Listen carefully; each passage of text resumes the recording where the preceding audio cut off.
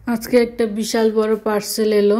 তো আমরা এটার জন্য অনেক দিন ধরে অপেক্ষা করছিলাম, কারণ এটার সাথে আমাদের একটা বিশেষ উদ্দেশ্য আছে। তো আজকে এই পার্সেলটা এসেছে, না আজকে আসেনি, এসেছে আরও এক সপ্তাহ আগে। আমরা বাসায় না থাকার কারণে এটা অন্য জায়গায় চলে গিয়েছিল।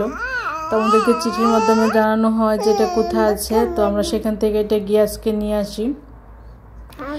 এটাতে বাবুর জন্য একটা বিশাল জিনিস, যেটা এখন সামারে খুবই দরকার, কারণ ও এখন বাচ্চাদের ট্রলিতে থাকতে চায় না। তো আমরা চিন্তা করলাম যে এরকম কিছু হলে আমরা ওকে সহজে নিয়ে যে কোনো জায়গায় যেতে পারবো, ট্রলিটা নেওয়া লাগবে না।